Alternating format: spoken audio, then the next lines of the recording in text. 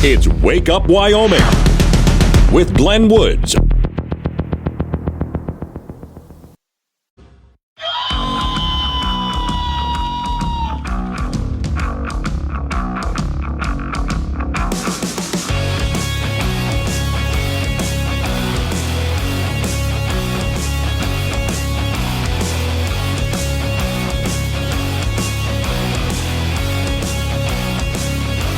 Six the time. It's Wake Up Wyoming. My name's Glenn Woods. Thanks for joining me. It's Thursday, and I swear I can see the weekend from here. All right, so just going to be an unusual State of the Union address tonight. People are not going to be watching for the reason you think. Today's show is sponsored by the Moneyless Money Clip. So expensive, you'll have nothing left to put in it. Okay, so... well, let's get the disclaimer out of the way. Warning, this show contains reference to guns, liberty, limited government, low taxation, the cult of climate change, free thinking, cigar smoking, short people, rubber chickens, Karen's bureaucracy, liberal buzzwords, tour runs, traffic, toilets, terrible jokes, and more. No apologies will be issued. Guest callers may express any opinion they want without fear of being canceled. Unless you're a loudmouth jerk like Dave, then Glenn will hang up on you. Strap in, hold on to your coffee, and feel free to participate. This disclaimer does not refer to every person named Dave. Just one particular Dave from San Francisco. We know a lot of Daves. They call this show all the time, and they're great people. So don't call this program and complain that we use your name. That would be a real Dave move. Here's why I'm hesitating a little bit on this. All right. In the past, we've all watched State of the Union addresses and just heard a load of malarkey from all sorts of people. And it's just so difficult to listen. I mean, God, Obama was one of the worst. I talk about a very naive guy. Yeah, he was, and a liar. He was one of the worst. It was just horrible to listen to some of these people over the years. And Biden, throughout his entire political career, has always been not just an ignorant fool, but a liar. Has always been. And now add on top of that his declining mental state. This gets really bad. So the State of the Union address tonight, people will tune in. A lot of them to hear the lies, basically. A lot of people won't tune in out of frustration because of the lies. But most people will tune in to see if he can make it through the entire State of the Union address. So here's what I think will happen today. They'll make sure there at the White House that the president gets his nappy poo in, maybe more than one. Before the State of the Union, he's going to have to rehearse on that teleprompter over and over again with more nappy poos. And then... we'll make sure that he's jacked with caffeine or whatever they're going to shoot into his butt to give him a bit of a kick. Here, drink this power drink, whatever the heck. You know, Red Bull gives you wings, you know. Whatever to jack him up so he can last throughout the entire State of the Union. Then all he has to do is stand there and read the teleprompter. But people are going to be watching for every little thing that they can. And that's why I say this is a very unusual State of the Union, because people aren't tuning in necessarily to hear what the president has to say. They know he's full of it. They're tuning in for things like this. Ladies and gentlemen, the President of the United States. Let me start off with two words. Made in America. 3 words. Made in America. Okay. Well, then there was this one. America is a nation that can be defined in a single word. Okay. I was going to put him... there we go. Your president, ladies and gentlemen. Okay. Let me see. Then we hear... You got the vaccination? Yeah. Are you okay? I mean... you okay, man? No, it works. Or... or the mom and dad, or the neighbor, or when you go to church, or when you're... Okay. You know, he has a hard time even sometimes when he's on the teleprompter. We've always found ways to come together. We can find that unity again. And the message said, end of message. Yeah, that's that's what was on the translator. The teleprompter there. That was actually on the teleprompter, and he read it. Okay, but now, if Biden, you've watched television with some politicians speaking, and they have a translator there for sign language. Maybe that's what we need tonight. Maybe we can go ahead and have subtitles under the president as he speaks so we understand what he's trying to say. I mean, he has made clear that,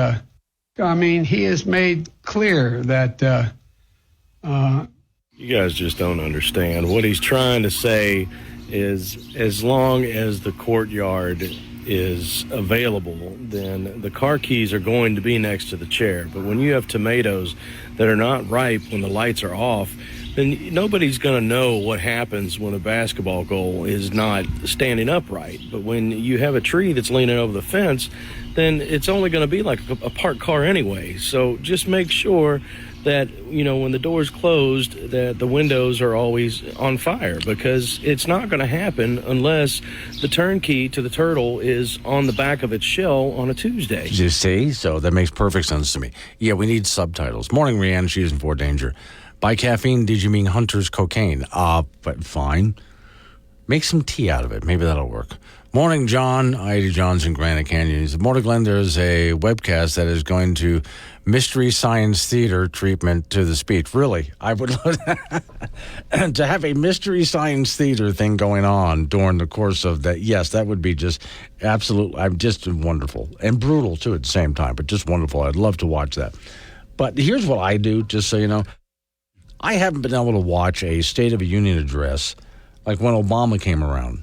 Oh, my God, that was just the end of it. I couldn't do it anymore. Obama has always been just a naive fool and a liar.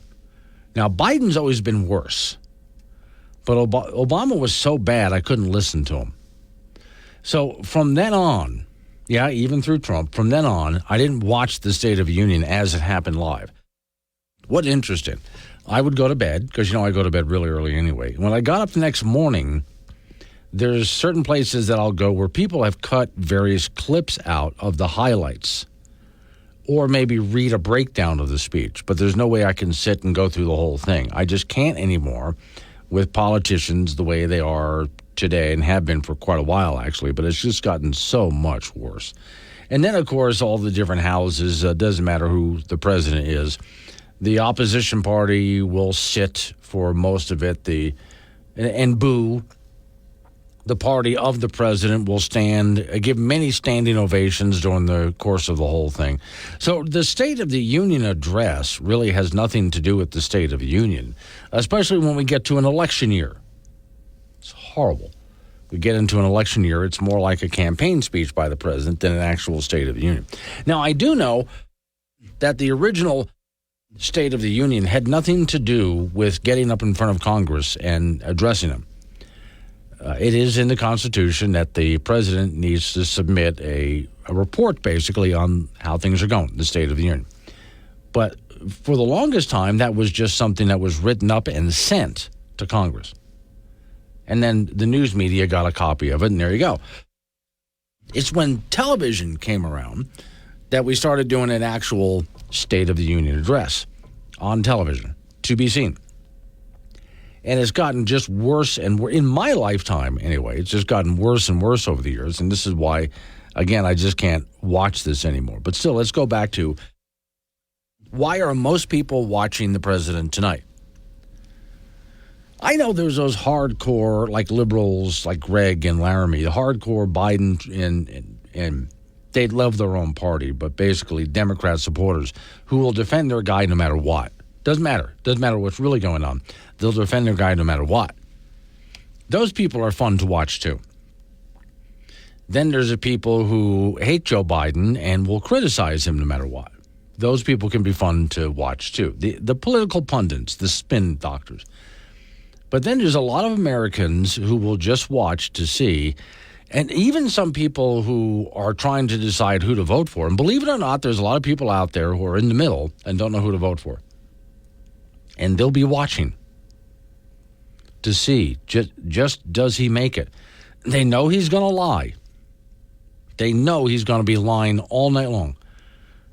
But does he make it through the entire speech? We'll see. Let's see, Doug, the Speaker of the House should have I think you mean stretcher ready for the speech. Okay, and then let me see. Do you think Mike Johnson will tear up this copy? Oh, okay. Yeah, remember when Trump was done speaking and Pelosi ripped up the speech? That was classy, right? And threw it away? Oh, that was classy. Bill Hippie in LaGrange. State of the Union. This will be like watching NASCAR waiting for a crash. Oh, you're right. Jim and Casper, tonight's State of the Union address is by Numbless Creepy Joe. Can you imagine? Okay, the vice president walks into the Oval Office to talk to the president. What that conversation sounds like? You got the vaccination? Are you okay? I mean, you seem no, it works. Or or the mom and dad, or the neighbor, or when you go to church, or when you're. So to that end, we are announcing today also that we will assist Jamaica in COVID recovery by assisting in terms of the recovery efforts in Jamaica that have been essential to, I believe, what is necessary. If your kid wanted to find out whether or not there's a man on the moon or whatever, something, or, whether those aliens are here or not. Space is exciting. Space, it affects us all, and it connects us all. No, I really mean it. There are trusted interlocutors. Think of the people. If your kid wanted to find out. Who doesn't love a yellow school bus, right? Can you raise your hand if you love a yellow school bus, right? What else do we know about this population, 18 through 24? They are stupid. No, I really mean it. But I tell you what, I don't know about you, but I'm going to go to bed. You're listening to the radio. Download Wyoming mobile app, listen anywhere, and chat live with Glenn during the show on AM 1030 K2 Radio.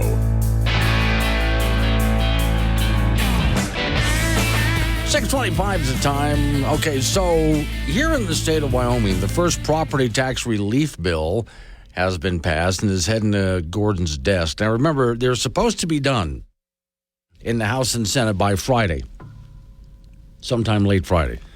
So things are moving through right now. All right. Cowboy State Daily, the first property tax release bill 2024 legislative session passed both chambers, the Wyoming legislators, heading to Gordon's desk. If you want to read it, it's House Bill 3. That will establish a tax exemption for long-term homeowners. Under the legislation, people age 65 and older who have paid property taxes in Wyoming for 25 years or more would be entitled to a 50% reduction of their property tax. Now, I do know that there's some counties out there. That means we'll be getting less money. No, that's bringing you back down to where you were at before for most counties, because the property taxes have been going way up. This just puts it back down to where it was before the big bubble. So associated land up to 35 acres is covered in the exemption, would establish a tax exemption for long-term homeowners. Under the legislation, people 65 and older who have paid property taxes in Wyoming for 25 years or more would be entitled to that 50% reduction with associated land, again, 35 acres. As long as someone has paid property taxes in Wyoming for 25 years, they can qualify for this. Property taxes have significantly increased, the story says, and it goes through why, and then the different bills. And so if you want to take a look, this is actually a typical Cowboy State Daily, really good story. Because later on, other property tax bills still alive. House Bill 45, House Bill 4, Senate File 54, Senate File 89. And so let's go through these just real quick here. House Bill 45 is one of the most significant property tax bills remaining, it says. The bill is currently amended to put a 3% cap on year-to-year property tax increases. So they can only increase your property tax by so much. Doesn't matter what the real estate market is doing. Quote, that's a huge deal, and we're not going to see these huge increases anymore, said Harshman. House Bill 4 would expand Wyoming's already existing property tax refund program for people who make 165% of the state of their county's median income. Those two bills are being considered in the Senate. Senate File 54 would cut property taxes by 25% for single-family homes. worth $3 million or less in Wyoming. Senate File 89 would increase the annual valorium tax exemption for veterans in Wyoming from $3,000 to $6,000. Well, both those bills are being considered. So those are the ones that are still alive right now. I still love the idea of just switch over to a sales tax. 2% sales tax is a lot easier to understand than trying to figure out what your property taxes are going to be. To me, that's just a much simpler way.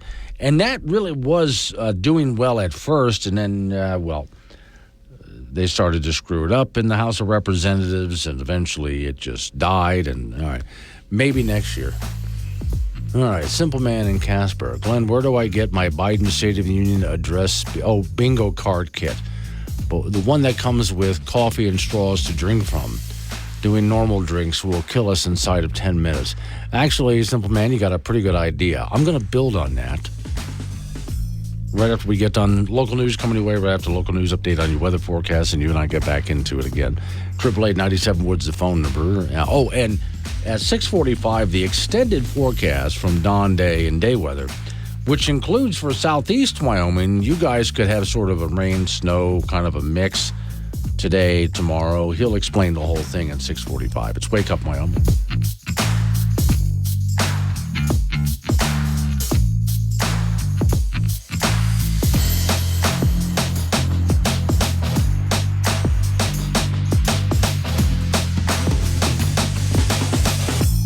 Weekend. Got something to say? Call 888-97-WOODS or chat with Glenn on the Wake Up Wyoming mobile app from K2 Radio.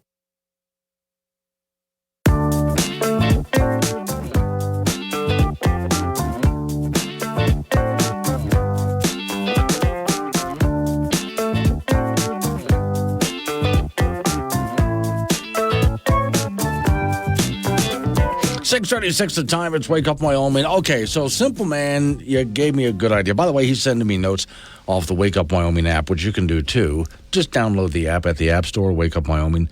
Hit chat. It's all free. And you can send me text messages. So he said, okay, we're speaking of Joe Biden's speech tonight. State of the Union address. Glenn, where do I get my Biden State of the Union speech bingo card kit, but one that comes with coffee and straws to drink from? Doing normal drinks will kill us inside of 10 minutes. Well, true. But still, a drinking game would be a good idea. Whether you try, you want to go for caffeine or liquor or whatever the case. So here's some, okay, let's see. The moment he loses track of the teleprompter, you get to do a shot. And for every moment thereafter that he loses track of where the teleprompter is, you get to do another shot. All right. If he loses track of not just where he's at on the teleprompter, but goes off the teleprompter and starts to ramble, which is going to happen, and then can't find his way back, you get to do a shot. Now, of course, you get to do a shot every time he lies. Here's something that I play every couple of years when we're in an election cycle. If we could hook up any politician to a lie detector. Now, just imagine this is Biden tonight. We hooked this average politician up to a lie detector so we could discern exactly when he was lying and when he was telling the truth. Good morning. Ooh, off to a bad start. I'm happy to be here. Really? Can't even tell the truth about that, huh? Your government is hard at work. Ooh, not doing well, are we? We have solved many problems. Come on, just tell the truth once. Care about your well-being. I don't think he has it in him. I'm telling the truth, I mean. We will take responsible steps. Come on now, this is for all the money. Well, we want to solve these problems. We have faith in you. Well, no, we don't. Because the last administration... Ooh, swing and a miss. I promise I will... I'm thinking this is not going to end well. Oh, I promise I will.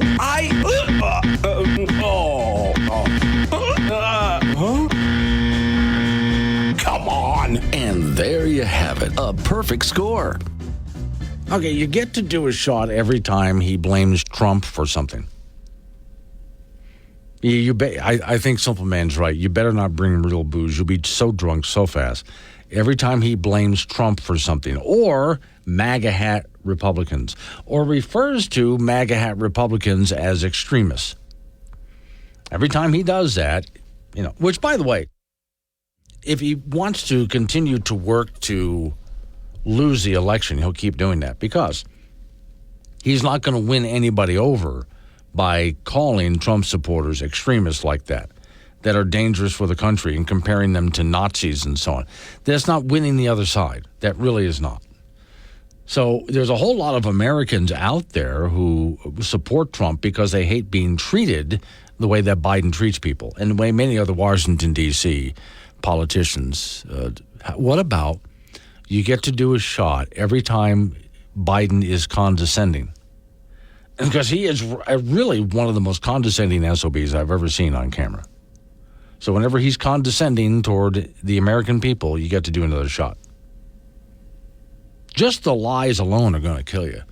John and Gillette, I was thinking a drinking game with hemlock. Yeah? Well, see, there's the problem there. John, with that idea, you're not even going to, and this is probably a good thing, you're not going to even be able to see the State of the Union address. Because the moment Biden walks into the House of Representatives, he's going to walk down the aisle and start greeting people on both sides of the aisle, which every president does. And as he's doing this, he's already lying to people. If you can hear what he's saying to people on the way down the aisle, he's already lying. He's going to turn to someone and say, hey, nice to see you. And he doesn't mean that. He's lying. So what's going to happen with your plan, John, is before he even gets up there to speak tonight, you're a dead man because you use hemlock, which will save you the problem of actually listening to the whole speech. But going back to what I was saying last half hour, this is the only time, to my knowledge, that people are going to watch a State of the Union address just to see if the president can make it through the entire State of the Union address. In the past, I've always watched the State of the Union and just counted how many times a given politician said something that was just completely naive or just a flat-out lie. And again, Obama was one of the worst at that. I just couldn't watch. I watched Obama's first State of the Union address, and I couldn't watch any more after that. I had to go get the rundown afterwards. I couldn't stand it. And after that, I haven't watched any State of the Union addresses. I just go get the cheater crib notes later. I can't stand it. Which is why one of the reasons tonight, we'll go through it after he's done. We'll go through it on Friday, but I'm just going to skip it and then just go get the crib notes afterwards to save myself, a brain tumor. Now, Glenn Woods fits in your pocket with the Wake Up Wyoming mobile app. This is AM 1030, K2 Radio.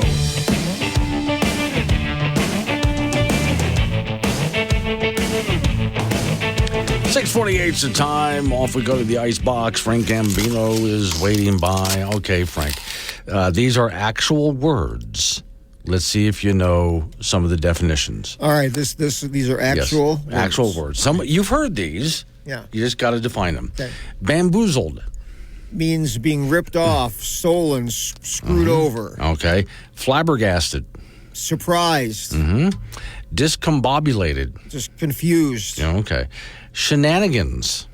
Stuff that's bad that's actually good. Oh, really? That's what a shenanigan is? Yeah. Okay. I thought a shenanigan was like when I was a kid and I was up to no good. Yeah. That was but it was bad, but it's actually a good thing while you're doing it. Oh, okay, yeah.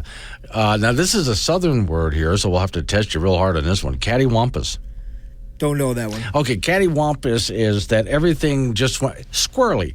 I mean, this is not happening the way what is going on? There's so many different things going wrong at the same time. It's cattywampus. Cattywampus. Lollygag. Oh, that's just being lazy. Okay. Malarkey. That's BS. Yeah, there is a kerfuffle. That's kind of like a little conflict. Yeah. Okay. Yeah. Or it could just be something that's screwed up. It's kerfuffle. Yeah. A brouhaha. That is something. That is a conflict. Yeah. Okay. Now, this one you got to be careful about what words you use to describe it. But basically, a nincompoop. You're an idiot. Yes, basically. Were you saying that to me personally, or no, defining just the word? as a generality. Okay, because I was about to tell you to skedaddle, which means get out of here. Yes, right. Yeah. Now, this one I don't know. I know the bread, but pumpernickel. Isn't it like, it's a dark bread? Yeah, no, it's one of my favorite. Got a sour taste to it. It's got a lot of flavor to it. Great with butter on top and all that kind of, or actually like a cream cheese spread on top is really good. But no, I got to look this one up because there's a word that's pumpernickel that's not about the bread. Oh. And that I've never heard before. So okay. Why don't you just spell it for us? Yeah, well, no, it's spelled just like the bread is, but it's supposed to mean something else. Oh. I mean, can you be pumpernickeled? I don't know. I'll go look it up. Okay. Well, we'll have March Madness in Casper with the state 3A and 4A boys and girls high school basketball tournament beginning today. In the 4A boys bracket, these games will be played at Casper College. Star Valley at 19-5 will take on defending champion Cheyenne East, and the T-Birds come in at 20-7. They're the third seed from the East. Laramie is the number 1 seed from the East with a record of 20-3, and they will draw Evanston at 13-13. That game will be at 1:30 over at the college.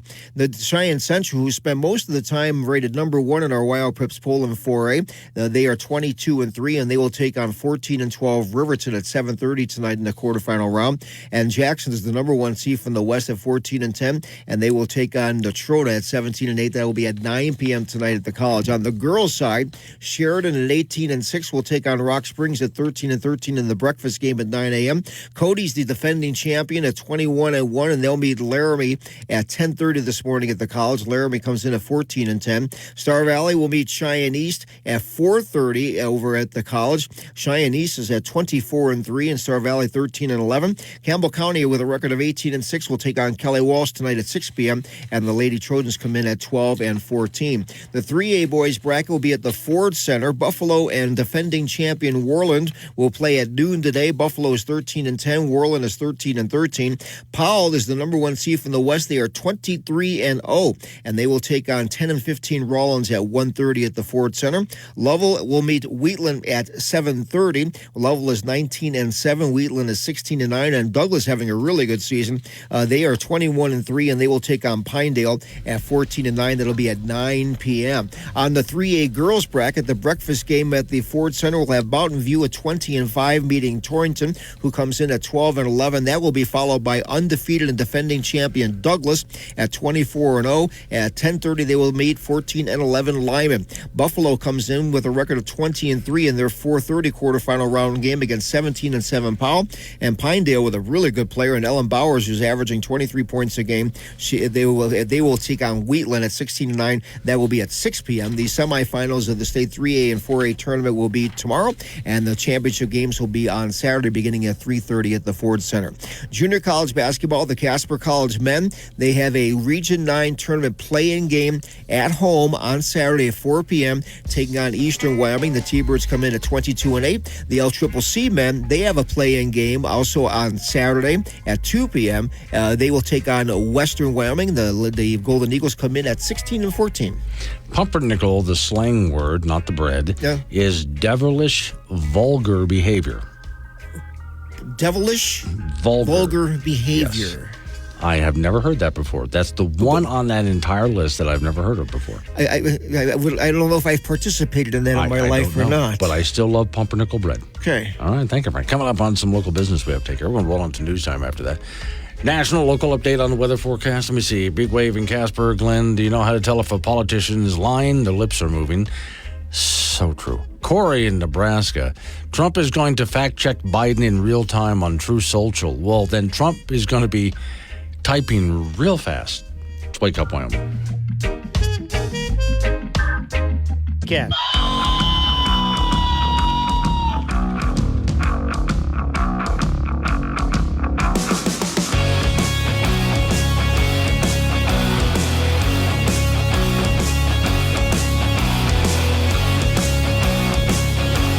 .06 the time. It's Wake Up Wyoming. It's a Thursday, and I swear I can see the weekend from here. Today's show is sponsored by whiskey-flavored cough syrup.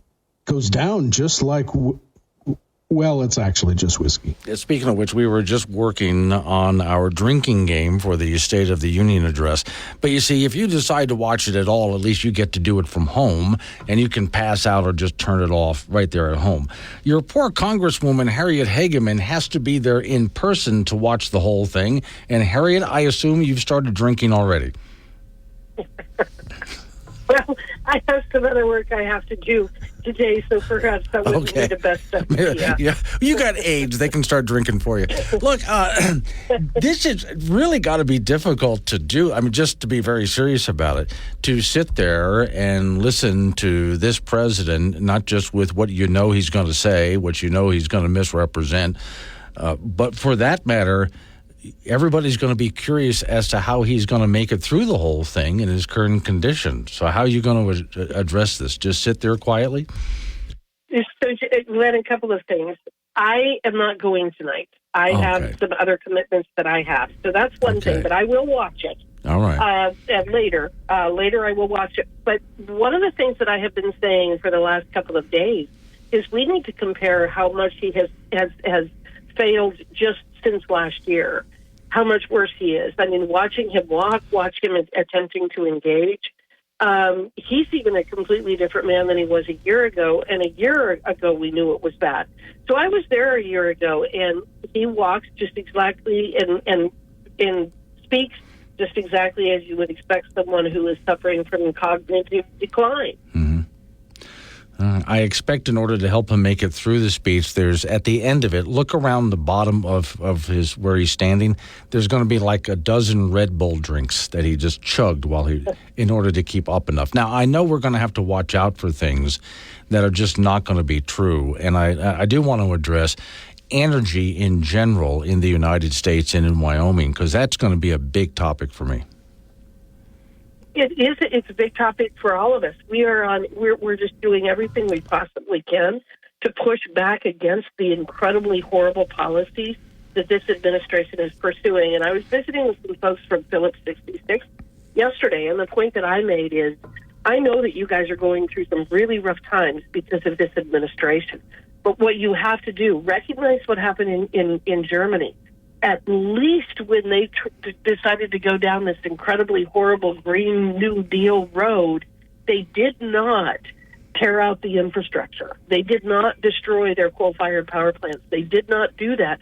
So this winter, when they had to put those back online, they were available. What you're seeing with this administration is like with the dam that they want to remove on the Klamath River as an example. Mm-hmm. That is turning into an environmental disaster, the likes of which nobody could have possibly even imagined, in addition to which that is the base load. That is the reliable energy for the entire northwestern United States, including Jackson, Wyoming.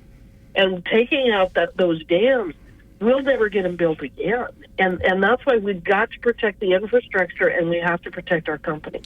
What I find is going to be really interesting and amusing to watch is when the president gets to immigration, there's two things happening at the same time. First off, there is no immigration problem. And second off, the immigration problem is all the fault of you Republicans.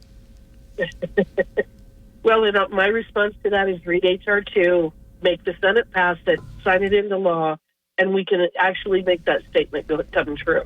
Yeah. We passed H.R. 2. We passed the very best border security bill in Congress's history. He and the Senate have refused to address it. What they tried to come up with and ram down our throats a couple of weeks ago was amnesty. It was not a border security bill.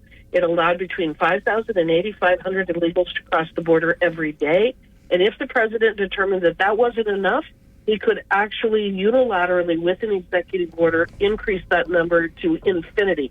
And then we find out this week that he has flown into our country at our expense, mostly from South and Central America, almost 350,000 illegals so that they don't even have to bother walking to the border. In the meantime, we have budget issues like I've never seen. We got really mad when Obama was entering office, and he finished up the deal that Bush had started with borrowing nearly $1 trillion from the loan sharks in China. And that started the Tea Party movement, which back then I was actually part of the Tea Party movement. But since this president has been in office, I have never in my life seen spending like this, and yet he tries to make the case that he's actually reduced the deficit. Well, that's not true. And in fact, Our interest rates our interest is now exceeding what we spend on the military. It's over $1 trillion a year is what we're spending on just interest alone. We are just a couple of months ago, we were at we moved into $34 trillion. Now we're bumping up against $35 trillion in debt. But I'm not very pleased with what happened yesterday, and that was a budget bill that passed with bipartisan support. And what it does is it continues the same horrible level of spending. There is very little by way of cuts, and I cannot figure out for the life of me why my fellow Republicans do not recognize that we have to cut spending. And we don't have to cut spending just because of the enormous debt, although that's one of the important reasons. We're really affecting the livelihoods and the standard of living for our children and grandchildren. We need to cut spending because we need to start starving these agencies. The spending is associated with the Department of Ag and the Department of Interior and the SEC and the Federal Trade Commission. We need to cut spending because we need to rein in these agencies. And that's the part that is just mystifying me, is that some of my fellow Republicans think, well, that's just their budget. That's what we need to spend. No, we have the power of the purse. I would cut everything across the board 10 to 20%. I really would. And that includes the military. I would vote to cut the military. When we have a military that cannot pass an audit and has not been able to since 2018, they're spending massive amounts of money on things that have nothing to do with national security, and we need to start holding them accountable. My theory and don't take these numbers as, honest, hard numbers. I'm using them for sake of argument. If the military got its spending under control and spent responsibly, we could probably cut their budget by about a third and keep a good military like the size and power that we need. Well, I think that it would be better. I think it would be better because what they're doing now is they're spending so much of their time and effort on things that none of us want. Training about white rage, bringing in drag queens, allowing their soldiers to dress, men to dress as women and women to dress as men, focusing on all of this stuff that has nothing to do with military capability or readiness. So I actually think budget cuts would be, and target them. Don't target our soldiers. I want to protect our soldiers. I support our soldiers. But the brass back here in Washington, D.C., they have become very, very, very corrupt, and they are pursuing radical ideology and agendas that have nothing to do with national security. Those are the programs we cut. We go into each one of these budgets, we take out all of the DEI stuff. We go into these budgets, we take out all of the money that they're using to transport people for abortions. All of these things, we take that money out. That's the way you responsibly budget. I'm talking to your Wyoming Congresswoman, Harriet Hageman. So I go back real quick to the spending bill that just passed. What got me was, and I'm still going through it, the amount of ridiculous pork spending from both parties. I agree. That's why I voted against it. I agree. We've got to stop this. We don't want to empower the federal government more. We want to take power away from the federal government. We do that by cutting the budgets of each of these individual agencies. So we did 6 appropriations bills yesterday in one appropriation bill, in one minibus. And that is not the way that we promised the American people we would budget. It is allowing these agencies to continuously ramp up more and more nonsense in terms of the policies they're pursuing. And we just can't keep spending this way. Okay. When's the next time you're going to be back in Wyoming? I will be back in Wyoming at the end of this month. I know I'm coming in the week before Easter. Okay. So I was just on this past weekend and the weekend before that. But we're in session back on Monday, so I'm not coming home this weekend. I'm going to actually do things like laundry, dry cleaning, and clean my house, right? my condo, a few things like that. Okay, so I'll be home for Easter. So you've not reached the level yet where you have people to do that for you. I doubt that will ever happen. No, thank God, no. All right. Harriet, anytime you want to come on the program. And if you're ever in town when I'm on the air, I'd love to have you here in person. Thanks, Glenn. I'll tell my team and make sure that we get that on the calendar because I'd love to come in and sit down and visit with you. That sounds perfect. Thank you, Harriet. 7:16 is the time. Wake up, Wyoming. The best talk show host in the state. within his price range. Tune in to Wake Up Wyoming with Glenn Woods, weekdays at 6.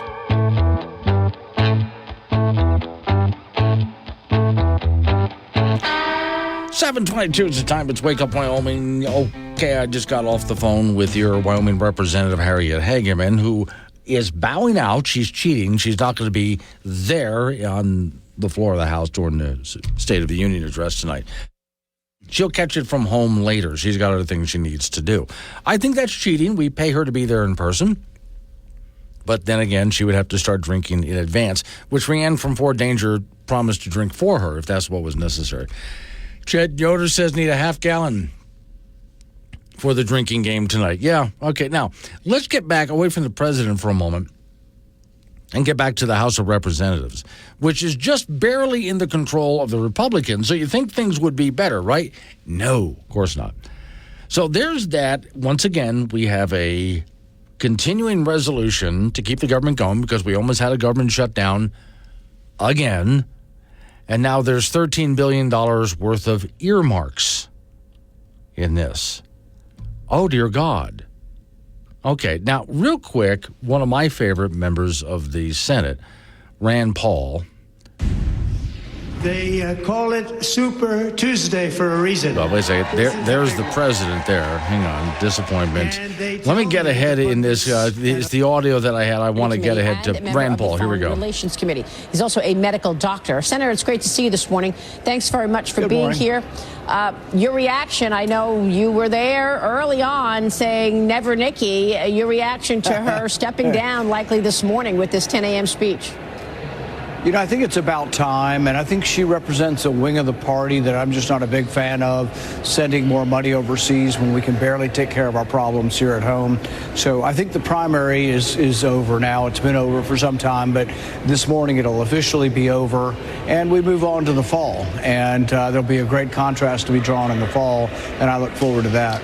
Well, I want to get your take on the homeland and the border in a moment. But first, let's talk about the business at hand with the House expected to vote on 6 spending bills today, funding the Department of Agriculture, FDA, Commerce, Justice, and Science and Energy and Water Development, the Interior, Military Construction, Veterans Affairs, and Transportation. The first of 2 government funding deadlines is coming up Friday the 8th, the second happening on March 22nd. Do you believe the Congress will get the appropriations bills done in time, or will we see a government shutdown? Well, these are bloated, big government bills that borrow money. When you add them all up, they'll borrow about $1.5 trillion. I'm alarmed at the rate of accumulation of debt, and so I can't support this level of spending. It isn't so much about one item here or there. It's about the overall spending that's bankrupting this country. I'm not alone in this. Federal Reserve Chairman Jamie Dimon at Chase, all of these different people saying, gosh, they're alarmed at how much debt we're accumulating so quickly. We're accumulating about $1 trillion every 3 months. This is a threat to our currency. It's predictable. We have known it's coming, and it's getting worse. And so I'm not voting for any of this spending. I will only vote if you want to reduce spending. And it's disappointing that Republicans are going along with Democrats. Not only the establishment leadership Republicans in the Senate, but even the new speakers going along with this. They're going along with hundreds and hundreds of earmarks. We got all kinds of crazy little things that people are getting for their districts again. This is a real step backwards, and I will oppose it with every fiber of my Okay, and that's what you heard your Congresswoman Harriet Hageman saying at the same time, too, with all of those earmarks coming in. And this has a lot to do with just making sure people vote for the bill. So let me see. Here's where we're at now. Let's see. It's 1,050 pages. And this is just a stopgap spending thing. This is not actually a budget. This is just to keep us from running out of money. 1,050 pages, about $13 billion in earmarks. That's billion with a B. We're just basically using monopoly money at this point. The Department of Treasury is just drawing dollar signs and Post-it notes, basically.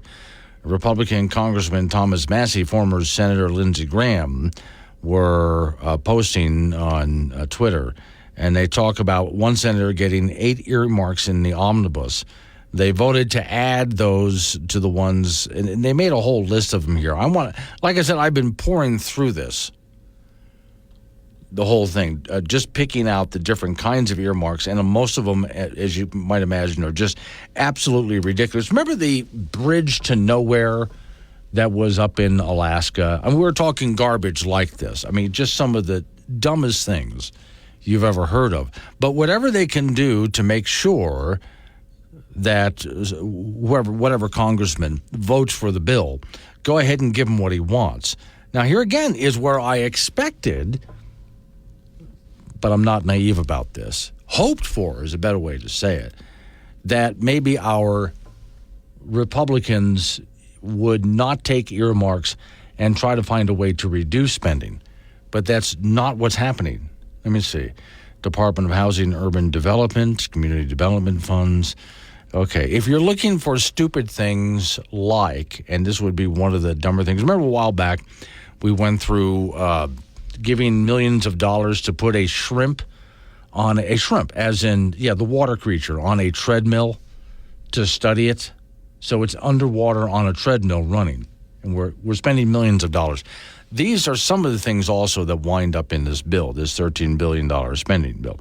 What I'm waiting for, and this is where, as I'm talking to you, I'm still searching to see if anyone has more of a breakdown on it. I have some hints here and there, but not a whole lot.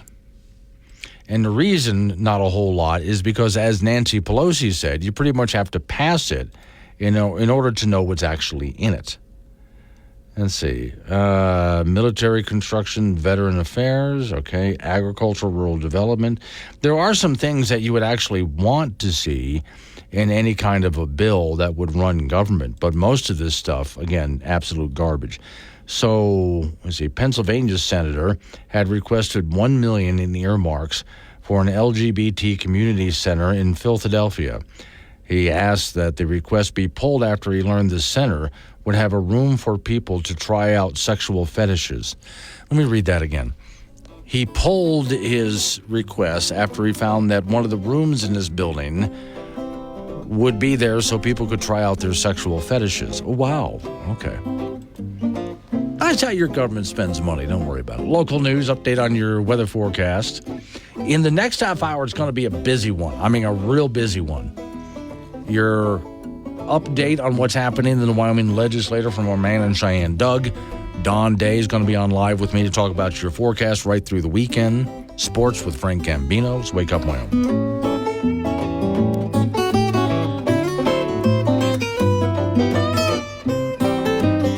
Weekend. Honestly, he's just happy to be here. Catch Glenn Woods on Wake Up Wyoming. Weekdays at 6 on air, on Alexa, and on the Wake Up Wyoming app.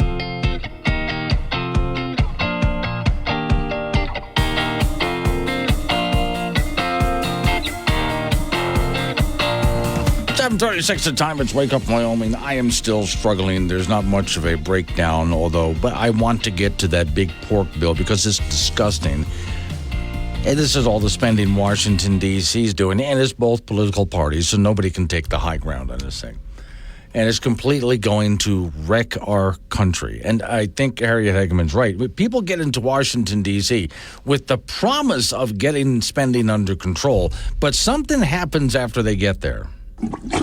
So what's the matter, Senator? Flushing all that taxpayer money down the toilet, clogging up the drain again? And how? And nothing works when the money don't flow. And I bet flushing all that Chinese money really clogs the pipes. Oh, with interest. Yeah, Chinese money's the worst. Well, Senator, to keep that money flowing, why not try this new pipe cleaner? It's called Debt Bomb. Debt Bomb? Yes, Debt Bomb, Senator. With all the pressure building up in the pipes from all that money you're flushing down the toilet, well, there's just simply no flow. You need something to clear the clog. But don't worry, the pressure will eventually build up that you can just shove Debt Bomb into the toilet and everything blows sky high. Yee-haw! Look at it go! But there's nothing left. No, Senator, there's nothing. No economy, no country, nothing. Well, you say that like it's a bad thing. Endorsed by governments worldwide, it's inevitable.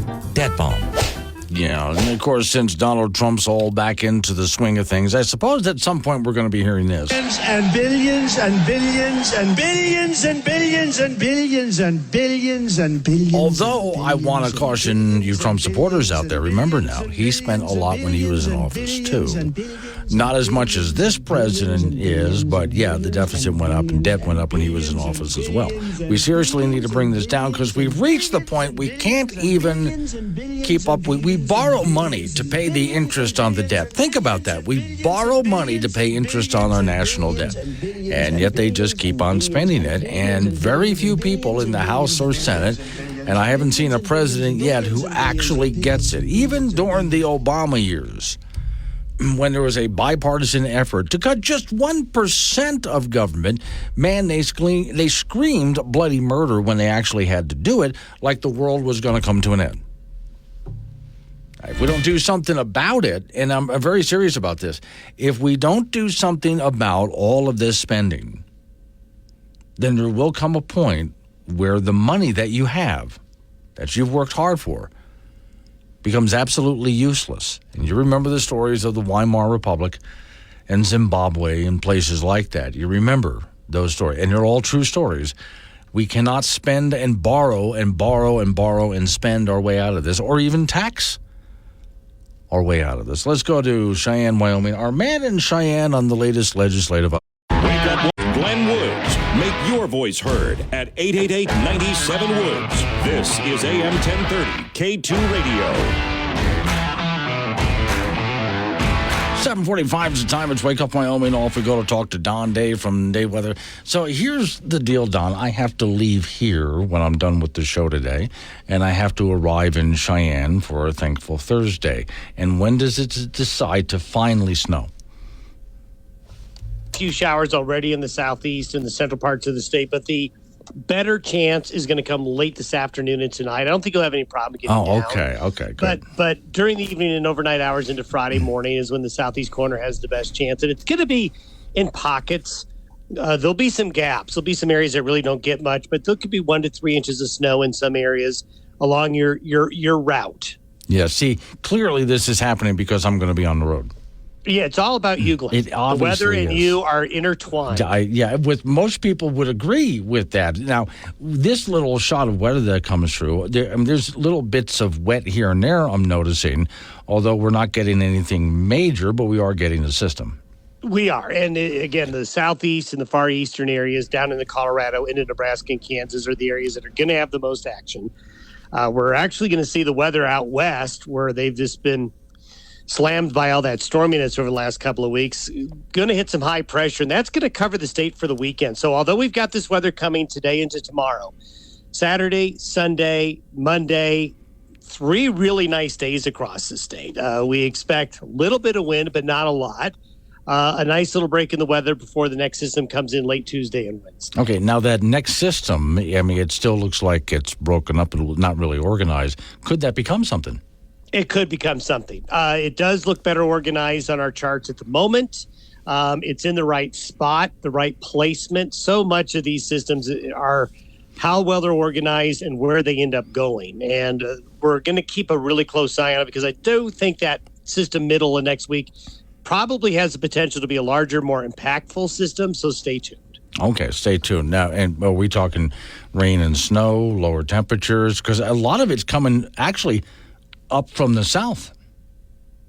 Well, some of it will. The moisture will. But it will be cold enough that it will probably be a mostly snow. Oh, okay. All right. So, but I don't see any temperatures dropping. It seems like there's just a slight warm-up over the next few days anyway. There is, but do expect to be colder with that system in the middle of next week. Okay. So you're not giving me a whole lot of hope here, Don. I'm just... With this time of year, we need this moisture. We want systems to come. The moisture's great, yeah, but I was just hoping for warmer temperatures there, but we're not going to... Glenn, it's March. You've lived here a long time. Yes, it's March. Just get used to it, folks. It's March. Thank you, Don. Don Day from Day Weather. That's what happens when March comes in. Now, off we go to the icebox where Frank Gambino is going by. Frank, I appreciate you getting me all set up there with the vehicle so I can go make my road trip. But as I pointed out to Don Day, you notice that the weather doesn't hit until I'm finally ready to leave town. Well, of course. You know, so take your time. Yeah. Just take your time. Yeah, I know the drill really well. This is like Don was saying, there's not going to be some big impactful storm. I think we've both been accidentally stuck out on the interstate when we didn't want to be out there. No, I've read in other places now they have snow squall alerts. Oh, okay. Which is a relatively, snow squalls aren't new. Yeah. The alerts about them are new. Yes, that's right, yeah. I think I always make fun of those signs that are over the interstate now because they've never told me anything I didn't already know. But what I would like them to do is deliver messages on when they're closing the highway. What the hell are you doing out here? Yeah, I think that what they are good for is if there is an accident ahead of you, okay, then at least they let you know, okay, something's going on. Now, the rest of the time it says, gusts at 55 miles an hour. Well, duh, we know that. Yeah, right. Drive safe. Oh, gosh, thank you. I appreciate the drive safe thing there. No, I would rather have some information like make fun of the driver I'm coming up behind. Do that. Did you check out that guy's toupee? I mean, do something that I can actually, use here. Some states have some snappy things on there. Yeah. I don't think they have it in inclement weather. No, they really don't. But now for the inclement weather, if you get stuck out on the highway during a blizzard, again, hey, dummy, what are you doing here? Get off the road. You're already on the road. Yeah. Now I can't get off the road. I think what we're actually saying, Frank, is the last thing YDOT should ever do is hire me to write those signs. No. Because I would be having so much fun with those signs. And they would get so many complaints. Oh, they would. Oh, but also people having a good time reading the signs and laughing at them at the same time. And then they drive off the road. Yeah, but now here's the dangerous part. Because if I have that job, I have the YDOT cameras plus the ability to write something on the sign. So if I see someone coming up the highway, let's say the guy's in some lime green station wagon, then I can go ahead at the next sign and write something to the guy in the lime green station wagon. So as he drives under the sign, he's thinking, what the hell? I could write it specifically for him. So you see why YDOT would never hire me for such a job, and I think that's a smart move on their part. Yeah, Glenn, don't quit your day job, okay? People have asked me to quit the day job too, but I still think that I would love to have that job. All righty, it's March Madness in Casper with the state 3A and 4A high school basketball tournament beginning today. The 4A girls bracket games will be at Casper College. Cody is the defending champion. They are 21-1, and they will take on Laramie at 14-10. That will be at 10:30 this morning at the college. The breakfast game at the college will have 18-6 Sheridan meeting Rock Springs, who comes in at 13-13. And the afternoon games in the 4A girls bracket, Star Valley will take on Cheyenne East. Cheyenne East comes in at 24-3, and Star Valley is 13-11. Then at 6 o'clock, Campbell County will take on Kelly Walsh. Campbell County is 18-6, and the Kelly Walsh Lady Trojans are 12-14. On the boys' side, these games also at Casper College at noon today. Star Valley will take on Cheyenne East. Star Valley's 19-5, and East is 20-7. Laramie will play Evanston at 1:30 this afternoon. Laramie has a really good chance here to win it all. They're 20-3, and Evanston comes in at 13-13. Cheyenne Central, another team that could win it all. They come in at 22-3 as the number 2 seed from the East. They'll play Riverton at 7:30 tonight, and then the number 1 seed from the West, Jackson, will take on the Trona. That will be at 9 p.m. tonight at the college. The 3A girls bracket games are at the Ford Center starting at 9 o'clock this morning. In the first game, we'll have Mountain View versus Torrington. Mountain View comes in at 20-5, and Torrington 12-11. Douglas, the defending champion, and they've been the rulers of 3A girls basketball for years. They are 24-0, and they will play at 10:30 this morning against 14-11 Lyman. Buffalo at 20-3 plays Powell at 17-7. It'll be at 4:30. Then at 6 p.m., Pinedale, pretty good team there at 20-3. They will take on Wheatland, who is 16-9. The 3A boys bracket also at the Ford Center at noon today. Buffalo at 13-10 will take on defending champion Worland at 13-13. Powell has not lost a game this year. They're 23-0, and they'll take on Rollins at 10-15. They'll be at 1:30. At 7:30 tonight, Lovell will meet Wheatland. Lovell is 19-7, Wheatland 16-9, and then Douglas, the number 1 seed from the East, they will take on Pinedale at 9 p.m. tonight. Douglas is 21-3, and Pinedale 14-9. The semifinals of the 3A and 4A tournament will be tomorrow, and the championship games will be on Saturday beginning at 3:30 at the Ford Center. Junior college basketball, the Casper College men will have their Region 9 playoff play-in game Saturday afternoon at the T-Bird Gym at 4 p.m. They'll take on Eastern Wyoming. The Birds are 22-8. The LCCC men will have their play-in game for the Region 9 tournament on Saturday at 2. They'll host Western Wyoming, and the Golden Eagles come into that game with a record of 16-14. That's it in sports. Here's some really good classic signs from across the country that go over the highway. Camp in the woods, not in the left lane. Yes, that's a good one. Yeah, I like this one. Hey, bobblehead, stop looking at your phone. Drive like the person your dog thinks you are. Right. Yeah, okay. Reckless drivers are worse than fruitcake. Oh, that's cold. Ooh. Yeah, you're really insulting people on that one. And everybody, by the way, thinks the other guy is the reckless driver. Of course. Of course not. Thank you, Frank.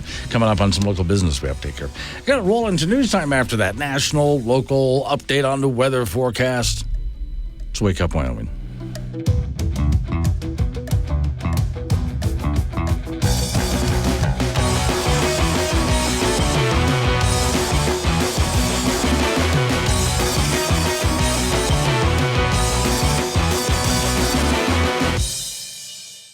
Weekend.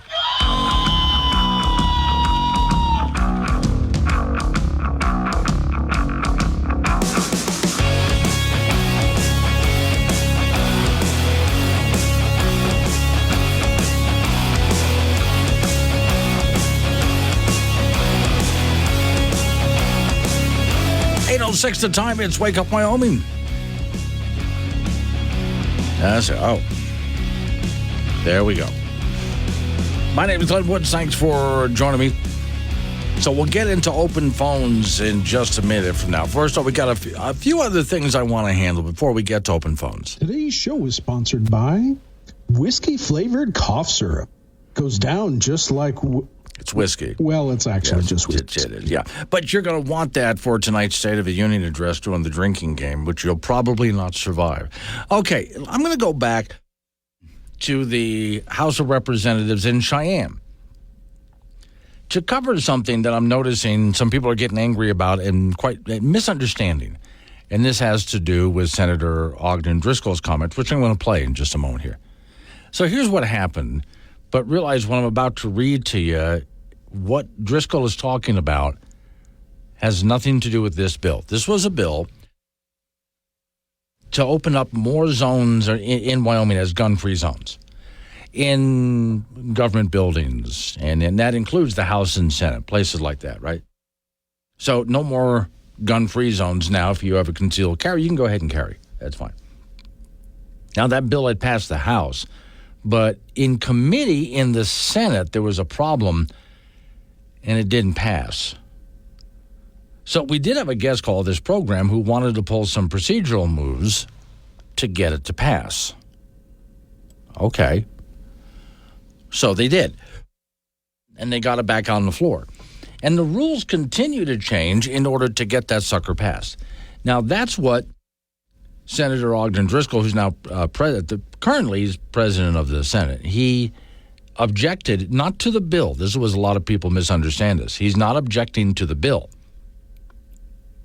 He is objecting to the considerable changes made to the rules to get the thing passed. Every time this bill wouldn't pass, somebody came up with another way to change the rules so that it would, which is not how we're supposed to be doing business. In the House and in the Senate, there are rules for a reason. And you got to work within the rules. They are there for a reason. If something doesn't go your way, that doesn't mean you keep changing the rules until you get your way. And as Ogden Driscoll points out in what you're about to hear, he points out that's what they do in Washington, D.C. Especially that's what Democrats do. But here's what he said as he stood and addressed the Wyoming Senate just the other day. I think this was yesterday or the day before. It's going to be a little hard to put my thoughts together on it, but it's kind of interesting. Folks, we're going perilously down a steep, steep path. I'm afraid I'm a major part of it, and that may be the way it goes, but I don't think this is about this vote. We've tried to overrule the chair and the president consistently all session. That's what we've done.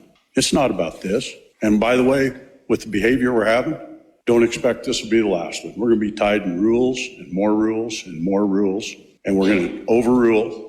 Trying to think if I've made a ruling from the chair this year that somebody hasn't stood up and objected to, including withdrawing a motion. You know, it's really interesting is I take it as a frustration of the body, and I understand that, but we're destroying the very process we're here doing it this way. And I ask all of you to look inwardly as you get on this. It doesn't matter what committee I appoint, what action I've made. And I don't know if it's about me or if it's about a split in the body. That I can't tell you. But I can tell you for me, and this goes out to everybody, this is an embarrassment, folks, and you're participating in it. It pains me to no end to stand here and talk to you this way, but it's an embarrassment. Is there going to be any rulings that come out of that chair that don't get appealed? If you don't like it, you just jump up and say, I appeal strongly.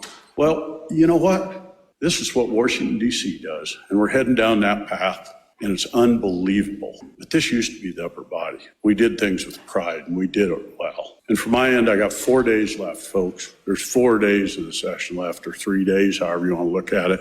This is unbelievable what's going on. And if you think it's all over when I walk out the door, once you've started this behavior, then you're going to be able to listen to the good senator from Bates Creek say, yeah, this has happened before. A whole bunch. So let's continue to do it. I'm imploring you to put a stop to the absolute idiocy of what's going on. And I'll call it idiocy. This is sad. And it's not about the vote we're doing today. I mean, it's a piece of it, but the biggest part of it is a raw power struggle on the floor. And I'm telling you, it's not how our body was set up to run. Thank you. So, again, the reason I'm addressing this is people keep acting as if Senator Driscoll was talking about the specific piece of gun legislation that was in front of the Senate at the time. But as he said numerous times in what you just heard, it's not about that piece of legislation. It's about others as well. In fact, it's just about the rulemaking process and how every time somebody doesn't get their way, we're just going to go ahead and vote and change the rules until we do get our way.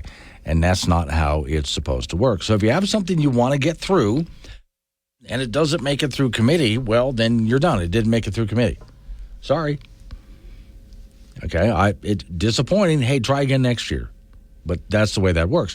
If you get it onto the floor, you manage to get it onto the floor, and you're trying to get it passed, there's all sorts of procedural ways to get things passed besides just voting on it. But again, as soon as something's not going in somebody's favor, they work to change the rules so they can get it passed, which is not how this is supposed to work. The rules were set up, and the rules are good rules, and they're set up for a reason. That's what he's talking about. So can we stick to the rules instead of constantly changing them? Now, I say this, and I played that because I was even looking on some social media. Someone posted that very speech that I just played for you on social media. And as I was reading the reaction to it, I'm thinking, nobody in the comment section here is actually addressing what Ogden Driscoll is talking about. They're addressing everything else, saying all sorts of things about him, about the legislative body, about et cetera, about different bills, all sorts of different controversies, but nobody's actually talking about what he's talking about. Now, I know our process, not just in Wyoming, but government process in general, is never really a perfect one. But again, there's a way to set things up for a reason, and this is something he's correct. He said this is how they do it in Washington, D.C., and you've seen this. You've seen in the House and Senate and Congress. The Democrats are worse at it, but either party will do the same thing. If they're not getting their way, then they go ahead and try to change the rules so they can get their way. Or they just ignore the old rules. We have rules in place to prevent the following from happening, but we're not going to get our way, so we're just going to go ahead and ignore those rules. Then why do you have the rules in the first place? So that's what Ogden Driscoll is talking about. Let me go back real quick. I closed it out while I was talking to you about it. Oh, Glenn, if Driscoll doesn't like the rules that allows rules to be changed, then perhaps he should introduce a rule that doesn't allow the rules to be changed, or I guess he can just continue. Mike and Wheatland. Yeah, don't like the rules, change the rules. Todd and Casper, new drinking game, a shot every time the truth is said. Wow. Hang on, Todd, I think you have something going there. Imagine doing a drinking game where tonight for the State of the Union address that every time Biden tells the truth, you have to do a shot. You will be cold stone sober by the time he's done with that. I mean, you wouldn't have one. If you're an alcoholic, you're going to hate that game. All right. Now, back to the gun bill that was in question. A bill, the story says from Cowboy State Daily, that would eliminate gun-free zones passed its second reading before the Senate Wednesday and is one vote away from heading Governor Mark Gordon's desk. Along with approving measures, Senate also rejected amendments to House Bill 125 that would have allowed for restricting guns in college dorms and on county-funded hospitals.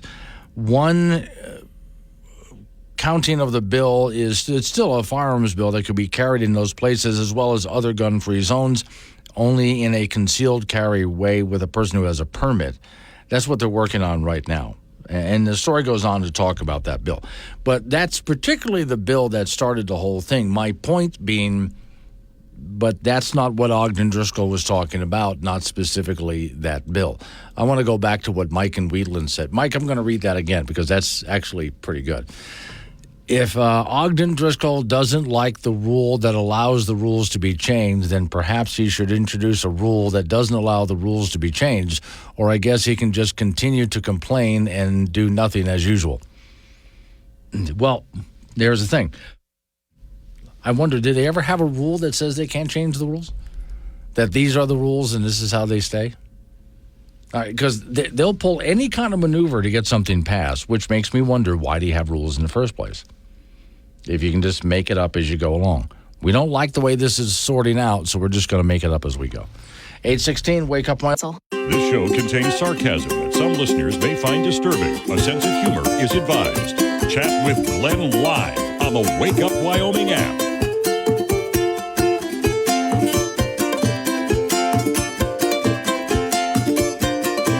The following segment was paid for by the Casper Area Chamber of Commerce. I'm sitting in the studio with Tina Hobel-Heinrich from the Casper Area Chamber of Commerce. And you wanted to talk about Leadership Casper, which is what? Oh my gosh. So one of the programs that the Casper Area Chamber of Commerce has done for years is our Leadership Casper program.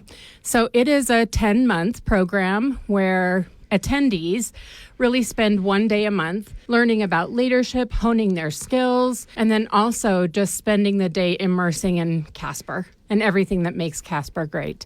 So the days are set up by topic area. So, for example, next week we will be hosting Government and Law Enforcement Day. Okay, so when you said 10 months right away, I thought, but it's once a month. It's just 1 day a month. One day a month. Are there snacks? There are snacks and breakfast and coffee and lunch and transportation and all good things. So that would mean if you have all of that set up, then that would be that 1 day a month is an all-day thing. It is. Yeah, typically from 8 in the morning until 5 in the afternoon. And it really is an opportunity to not only just network really deeply with your whole class. I mean, these are relationships that you're going to have the rest of your career. So who should attend this? Who's qualified?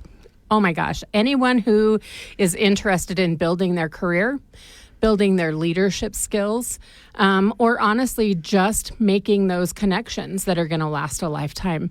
We see typically emerging leaders, folks who rely heavily on word of mouth for their business, and honestly, just folks who are working their way up the corporate ladder. When we live in rural places like Casper, Wyoming, access to really great training, especially leadership training, is hard to come by, hard to find consistent programs that really speak to you and that are going to take you to the next level without spending thousands of dollars or traveling somewhere out of state. So this is that unique opportunity for you to get to stay home and really immerse yourself in a year of getting better. Who's teaching the course?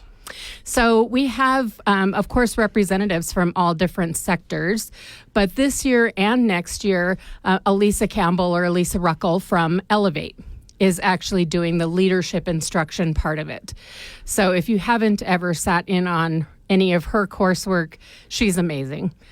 Straight up, I have attended every session this year and have learned so much, not only about my leadership style, but just about growth in general. Do I need to be a member of the Chamber of Commerce to do this? Members do get preference, but you can apply without being a member. Of course, the fee schedule is a little bit different for non-members.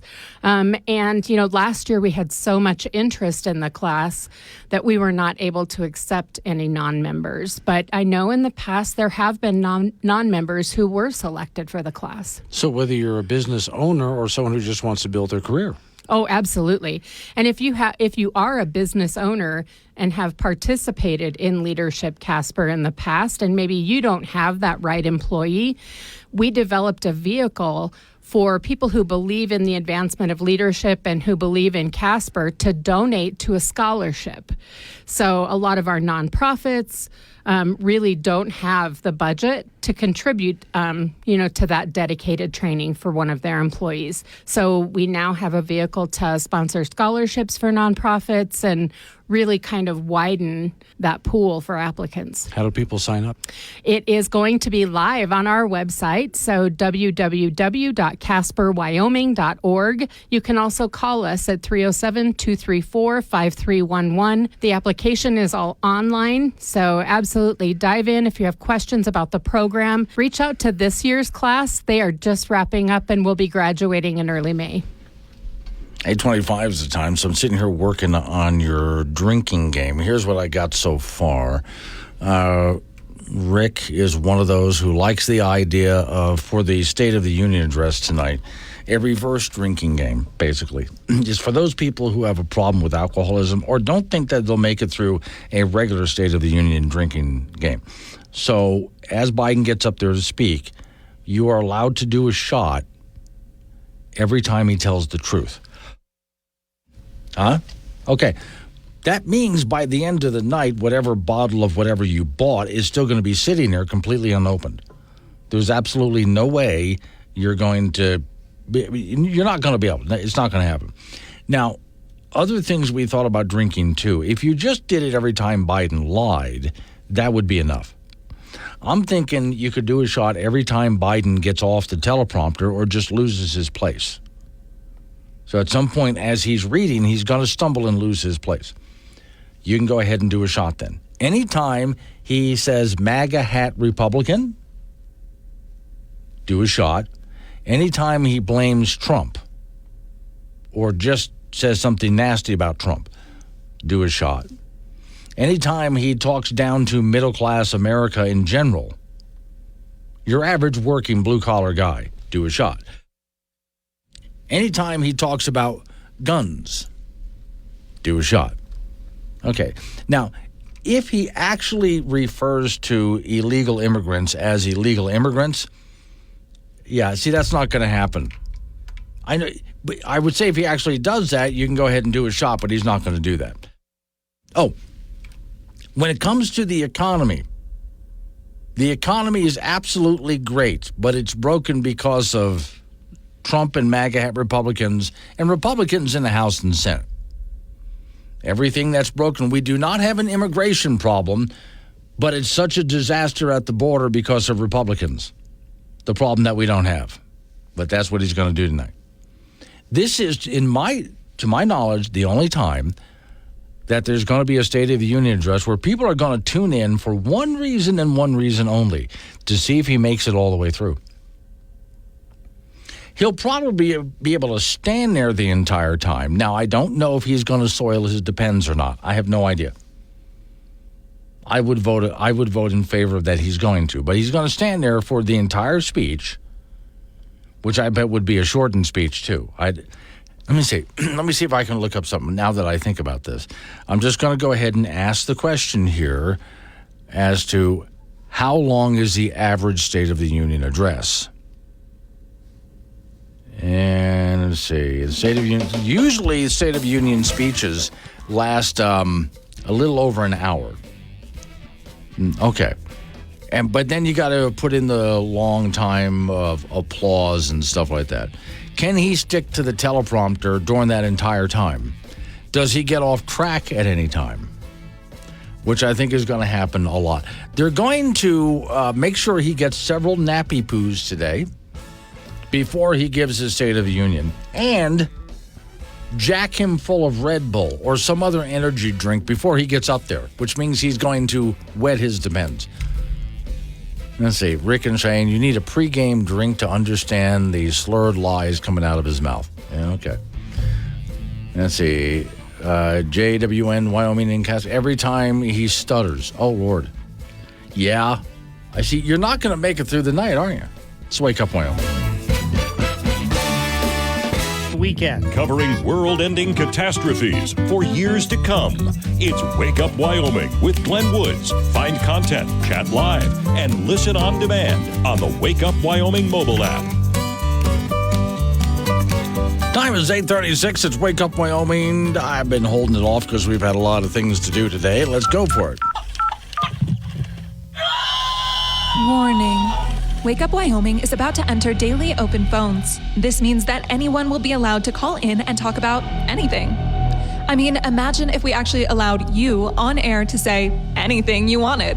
Scary, right? Well, we're just that brand of crazy. If you are offended by what other people think, then maybe you want to tune out right about now. Just saying. If you should choose to call, just remember, the more funny and interesting you are, the longer Glenn will keep you on the line. Obnoxious jerks will be hung up on. Dave, all right, strap in, and let's do this thing. 888-97 Woods, the phone number, 888-97-WOODS. Talk about what I'm talking about, change the subject. Fine, I'll just kind of roll with the whole thing. So, okay, let's get some of this cult of climate change news out of the way. Okay, so it's 3708, paper or plastic? Plastic. That's the magic word. Green police. You picked the wrong day to mess with the ecosystem, plastic boy. Battery! Let's go, take the house, come on! Put the rind down! Sir, that's a compost infraction! Did you install these bulbs? Tragedy strikes tonight where a man has just been arrested for possession of an incandescent light bulb. What do you guys think about plastic bottles now? The water setting is at 105.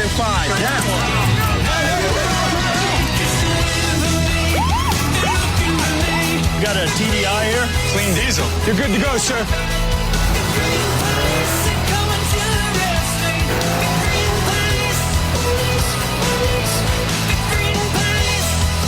Good afternoon, officers. Are those foam cups you're drinking from? Yeah. Please step out of the car and put them on the hood. But as the rules of open phones go, anybody can interrupt me at any time. And so that means we head on over to Mills, Wyoming, where Judy's just chomping at the bit, ready to go. Hey, Jude. Just a couple of seconds here. I got the name wrong. It's not Shane True. It's Kyle True. Okay. So I need to apologize on air. He was pretty upset, and thanks for sending that to me. Sure. My brain just sometimes goes faster than my mouth goes faster than my brain. Mm-hmm. But anyway, that's all I wanted today was to apologize to Shane True for getting the names wrong, and let him know that I understand he's not involved, and we're good to roll on that. So anyway, that's all I had this morning. I'll let everybody else talk today. All right. Thanks for calling in, Jude. I appreciate it. So 888-97 Woods is the phone number. A couple of stories I had set aside for you on the Grieve movement thing. First off, annoying the hell out of me is a vast understatement, but okay. Woman is forced to give birth on the side of the road because climate activists blocked the bridge. Now, I had played for you a while ago a parody song where in the parody song, climate activists block a bridge. And there's an ambulance saying, hey, we're trying to get someone to the hospital in the parody song. And here it is actually happening. Climate activists, the story says, they shut down and block roads in the name of climate justice. They're convinced that anything they're doing is outweighing any inconvenience or causing anyone else. Just this week, a woman was forced to give birth on the side of the road because the Extinction Rebellion activists were at it again. Fortunately, though, with the help of some people, not just those in the ambulance, there was not an ambulance nearby, sorry. With the help of some kind strangers, she gave birth to a healthy boy. Okay, this is why these idiot protesters essentially need to go to jail.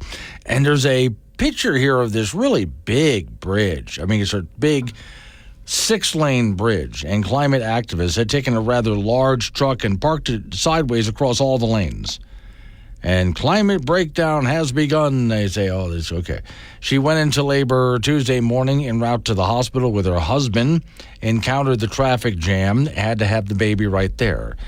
The climate protesters had parked a rented truck across 3 lanes of the bridge. The husband got out of the car, frantically waved his arms, hoping somebody would help. Somebody did. The climate activist seems oblivious to the whole thing that was going on, and they don't. I wonder if you talk to them about it, do they particularly care? Because they'll probably just go ahead and do that again. And people have just had enough of these people. Now, and John Kerry. No, I mean, the reason I say that, I'm just tossing that out there. The reason I say that people have just had enough. Like with the, what do you call that? The festival they have out there in the desert every single year, the Burning Man thing. Yes, the same activists had blocked a road into Burning Man. And there's a lot of people who would normally support these people. But now they're trying to get into Burning Man. And they're being blocked for hours. And now, well, they don't like them anymore. By the way, someone ran the numbers. And it turns out that when these climate activists block traffic like this, they're actually doing more damage to the environment than if they had just let the traffic go. And this is where I said, like with the Burning Man thing, hold your protest on the side of the road so people driving by can see you. Don't block the road. When you block the road, there's all those people sitting in traffic with their engines running. Yeah, so that's causing more of a climate problem than if you had just let them go and put signs along the side of the road. You morons. All right. John Kerry argues that people will feel better about Russia and the war in Ukraine if Russia reduced its emissions. Yes, because it's all about those. That's what you care about more than anything else. No, you don't care so much about the war in Ukraine, but you would like Russia a lot better if they reduced their emissions. That's John Kerry for you. And a Wyoming story here says, no surprise, that Wyoming has, well, very few electric vehicles out there. Not none. I've seen some as I've driven around. I know that Gillette, someone up there is driving one. There's a couple in Casper. There's a couple in Cheyenne. I've seen some around the state. And as you get more toward the western side of the state, around the Jackson area and so on, you'll find a few more. But not a whole lot of people are jumping on the electric vehicle bandwagon here in the state of Wyoming. And a good part of that is it just doesn't make sense, especially with how cold it can get here. And range anxiety. There's just no way to put charging stations everywhere they're needed in the state of Wyoming. So there's range anxiety. And the article talks about level 1 charging units add 2 to 5 miles of range per hour of charging. Level 2 charging units adds 10 to 30 miles per hour of charging. And the fast units can add to 100 to 200 miles for 30 minutes of charging. So if you're out here in Wyoming, the story says many Wyomingites try to, well, they, even though the Biden administration wants to phase out the sale of the internal combustion engine, they look at the state of Wyoming and think it just doesn't make a whole lot of sense out here. Wyoming is second to last in EV sales. And for it talks about how many we have out here. Okay, North Dakota has the fewest. North Dakota has fewer electric vehicles than Wyoming. They only have about, according to this, about 600 in the entire state. Okay. The more I read about this, the more I look at it and think, as much as the Biden administration is pushing for this, you cannot create an artificial marketplace. And so in the long run, this just doesn't work. And we're seeing the result of that. But all right, he'll just keep on pushing. I mean, even manufacturers are slowing down, if not altogether stopping manufacturing of this thing. So the idea that we're all going to be driving this thing by 2050, like has been predicted, don't think so. Like a strong cup of coffee in the morning. Tasteless, but it'll get you through the day. Wake Up Wyoming with Glenn Woods. 8:48's the time. Wake Up Wyoming. Off to the icebox we go. Frank Gambino is waiting by. Frank, there's some candies that were around then when we were kids that we're not allowed to have anymore. Like lollipops with the rope that was like curved. Yes. It's almost like you could put it on your, like on a keychain or something. Yes. Candy cigarettes. Oh, yeah. Remember those? Yeah. And even bubblegum cigars. Yeah. Oh, yeah. Remember those are gone, too. The egg surprise, where there was a toy surprise in the egg, which people were afraid you could swallow. I remember those. You just broke the egg open. If it was a toy, you kept it. If everything else, you ate it. Yeah. There was also a lollipop that looked a little too much like a crack pipe. Over. Yeah, okay. I seem to have missed that one. Yeah, so did I. There's one called Smarties, which I never liked because I those didn't were like Smarties either. Chalk. No, they were just horrible. And they cut them out because, let's see, well, first off, they were afraid people were going to choke on them because they were just too small. But then they said things like, well, it's not really good for you to eat these things because basically I think you're eating chalk. Okay. Let me see. Any kind of candy with, here we go. Lollipops that came with a side of lead. Los Angeles Times lollipops. 2 years, Orange, California found abnormally high levels of lead in a certain kind of lollipop that was made. Great. Yeah. That's just great. Some people have tried to ban candy canes. No, I think they're better for show than for taste. Yeah, okay. I mean, I don't mind. Usually when I see a candy cane, I might start on one, but I'll never finish it. And then I'm always worried that the person next to me who's working on the candy cane and is making it into a sharp point is going to stab me with it. Yeah. Or those big ones that are actually flasks. Oh, wow. You just unscrew the top of it. Those are just absolutely okay.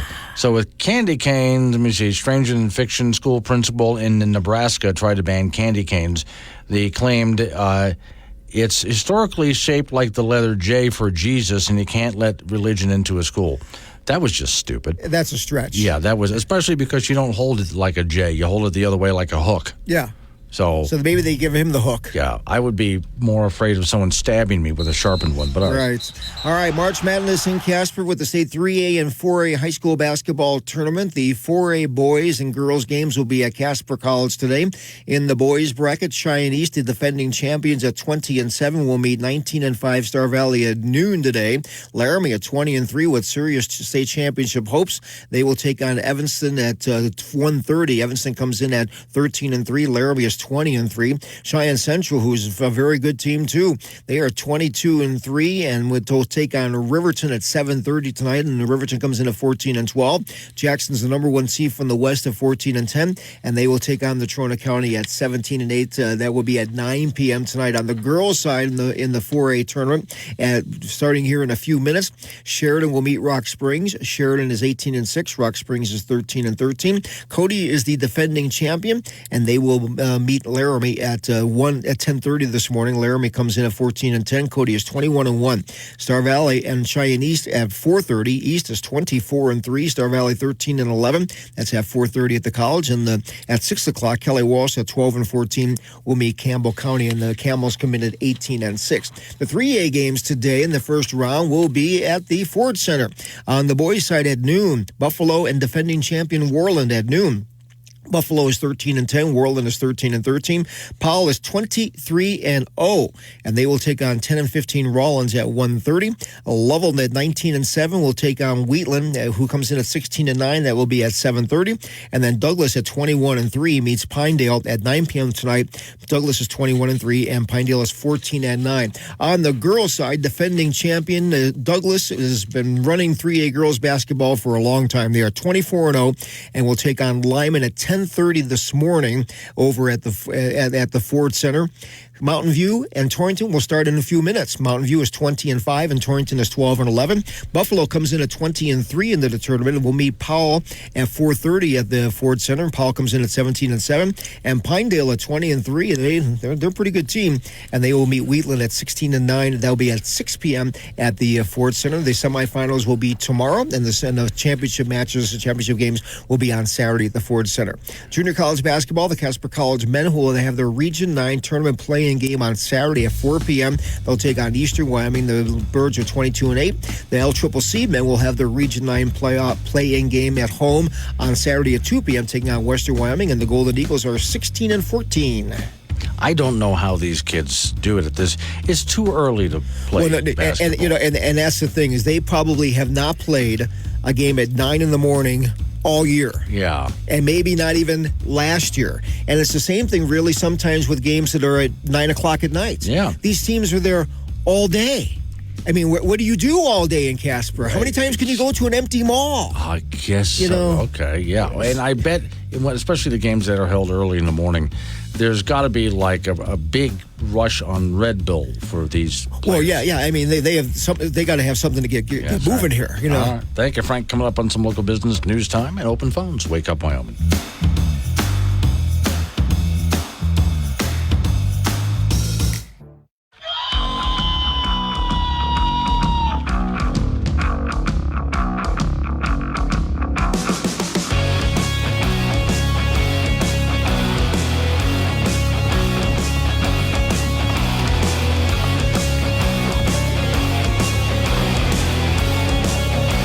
Six the time. It's Wake Up Wyoming. My name is Glenn Woods. Thanks for joining me. It is a Thursday, so over the hump we go into the weekend. And I know there's quite a few people who have been offered me suggestions, which I'm all about, on what to do for a drinking game for tonight's State of the Union address. I think the best one so far for you alcoholics out there or binge drinkers, you get to do a shot every time Biden tells the truth, which means you'll be stone sober, not just tonight, but the whole weekend. Today's show is sponsored by whiskey-flavored cough syrup.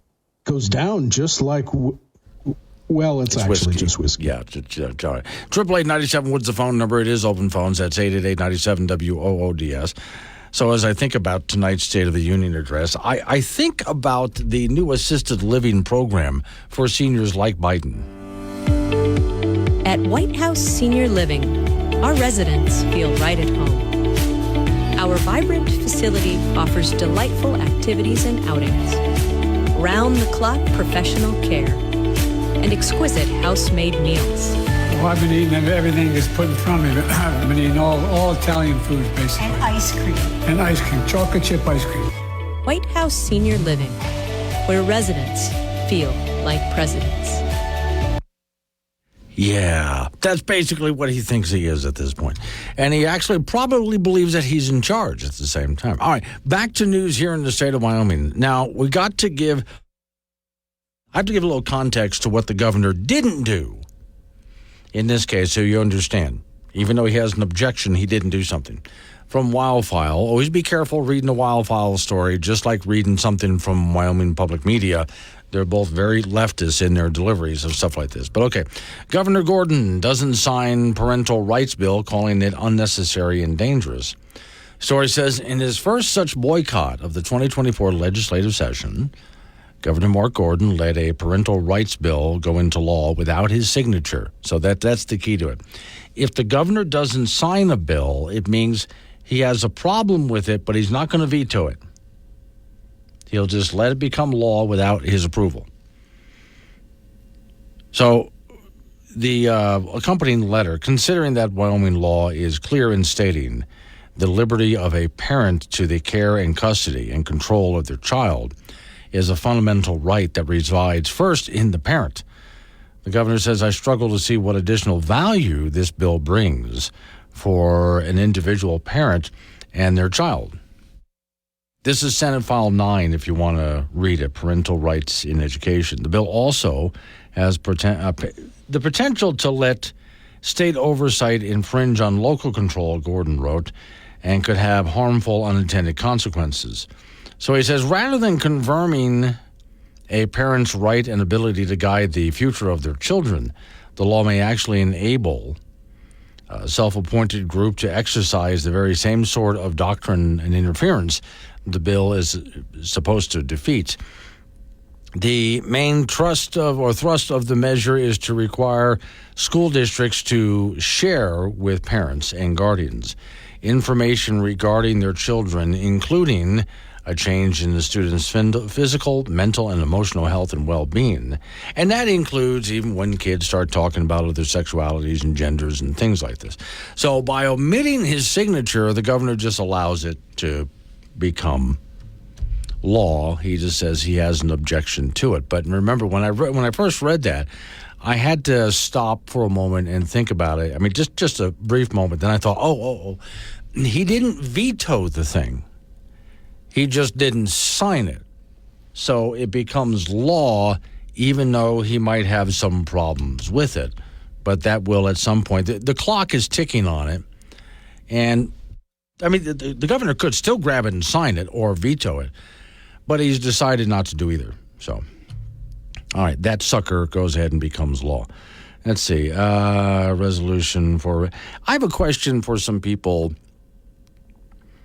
in the Wyoming area, and for this case, I'm going to go up to the Casper City Council. I just want you to help me out on this. A while ago, I was picking on San Francisco, and I say it that way because San Franciscoans are snooty, especially Dave from San Francisco. And San Francisco, they just wanted a restroom facility in one of their parks, which was just a toilet facility, would have one toilet, one sink, in a small building.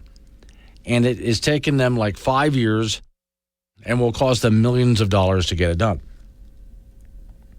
And my thought, why so much time? Of course, they have all these committees they have to go through. And why so much money?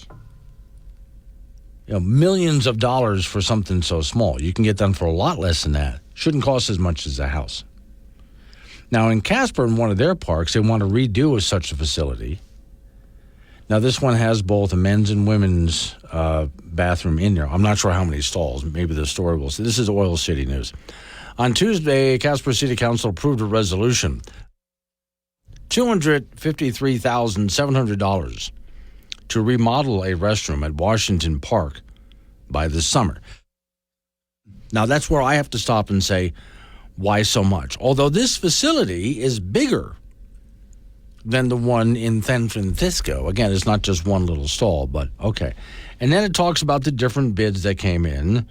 The city will pay for the remodel with money from the Land and Water Conservation Fund, which provides a 1-cent sales tax revenue and so on for the parks. Okay, it's a very short little story here. Part of it says the city received 3 bids for the project, and they were all within the 200-some thousand range. One of them was up to $317,000. And that's where I don't know the answer to this. I have to stop and ask the question to the city council and to the construction. I'm not being critical. I'm asking a question. Why does it cost so much? Because when I take a look at these bids, I think I could do a house for that. A whole house with bedrooms and a kitchen and 2 bathrooms and, I can do a whole house for that. So why does it cost that much to remodel a couple of bathrooms?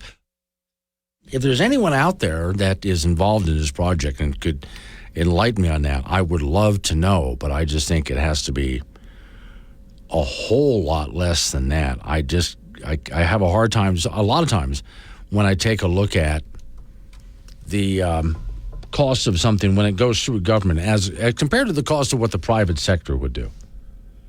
I mean, if I wanted to build the same kind of, let's say I owned a piece of property and I had my own park, but for private use, we'll say, for sake of argument, and I wanted to build the same kind of facility on my property, I look at it and I think, I guarantee I'm going to get it done for a whole lot less than that. When it comes to the taxpayers' money, as you can probably tell by now, I am about the tightest tightwad that there is, and I have a lot of questions about how that kind of money gets spent. All right, 888-97, what's the phone number? 888-97-WOODS. Why is that person running? Are you okay? Is somebody chasing you? You're running on purpose? 7 in the morning. Yep, there you have it. A new level of crazy, and you heard it here first. Got something to say? Call 888-97-WOODS or chat with Glenn on the Wake Up Wyoming mobile app from K2 Radio.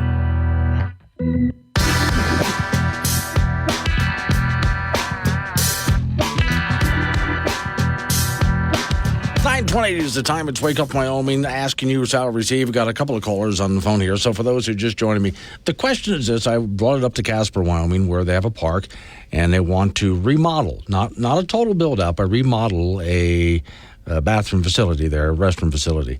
And the bids were anywhere from $200-some thousand up to $300-some thousand.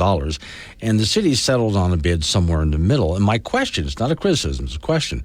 Why that much to remodel a bathroom? Tammy in Casper. Morning, Tammy. Good morning, Glenn. I'm so ashamed of you. You know the answer to this question. Okay. Government's involved, so they have to have the special hammers that cost $500 a piece, God, and the toilet seats that are over $2,000 a piece. Okay. You see, now here's the thing. If Donald Trump bought a $2,000 toilet seat, you better believe it would be gold-plated. We don't even get that.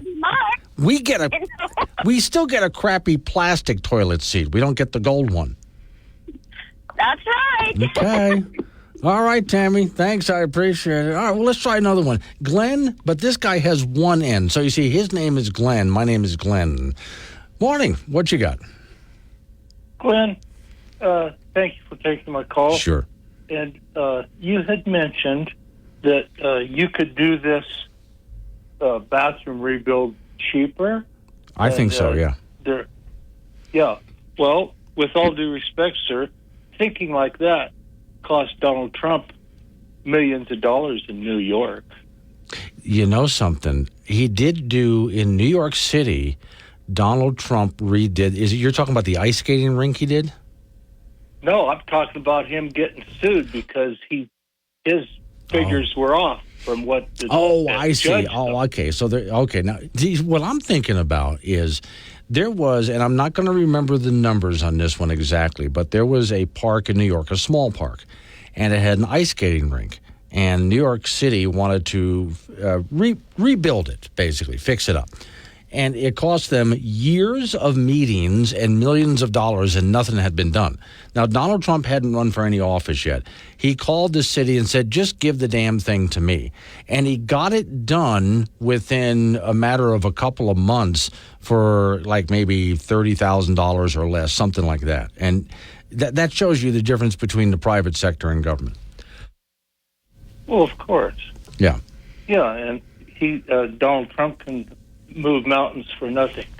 But his thinking of figures on values are different from the people in New York. And just because his thinking of figures is different, it cost him millions of dollars. Right. And is what my point was thinking that you can do it for a lot less is costing Donnie a lot of money. Yeah. All right. Thanks for calling. I appreciate it. Now, that's, again, Glenn with one N. The difference between the two is his name is Glenn. My name is Glenn. So, let me see. Trump Organization operated the rink under contract in New York until 1995, and again from 2001 to 2021. Now, there are people who tried to say that the ice skating rink that Trump redid fell apart within just a few years. Well, that was just a few years after he turned it back over to the city. Okay, but this was back in the 90s. I'm trying to find someone who's got a good story. I'll try this. New York Post has this. Okay. Context, Donald Trump, his repair job, this was 30 years ago on an old ice skating rink. Trump reopened the Central Park rink in 1986. It was a defining moment for him. The city promised to reopen it in 1985. It was incomplete. Commissioners, contracts. Oh, here we go. $12 million over its original $4.7 million budget. This is why I was looking for the story to get the numbers right. So this is not a massive roller rink. This is a small park in New York City, and it's a nice little ice skating rink. It's not huge by any means. The city put aside $12 million, and cost overruns were an extra $4.7 million, and they still hadn't had it done by 1986. Enter then a young Donald Trump. And he offered, I'll go ahead and do it. Okay, Trump got the ice skating rink open in a couple of months. Was able to get construction done, just getting around the bureaucracy there, and it didn't cost him anywhere near in the millions to do. Not even close. I'm looking for the exact number, but it does say here it's not even close to the millions. Now, again, people tried to say, but the ice skating rink fell apart later on. Okay. After he turned it back over to the city, it did. But that's why I asked the city of Casper. I don't know the answer. I'm asking you guys to help me out, or anybody else who might know. If there's a remodel, not a build out, but a remodel of a couple of public toilet facilities, why does that cost $200,000? I don't understand. All right, now, and this one is going around the internet right now. I'll play this real quick. This is from our Wyoming, and I believe this is it's in the House of Representatives. And one of the representatives doesn't like the idea that we get to watch them work. He's really offended by this. Here we go. Test of the House. It doesn't happen very often in this body, but we are now weaponizing the process by calling for the ayes and noes on each one of these amendments, right?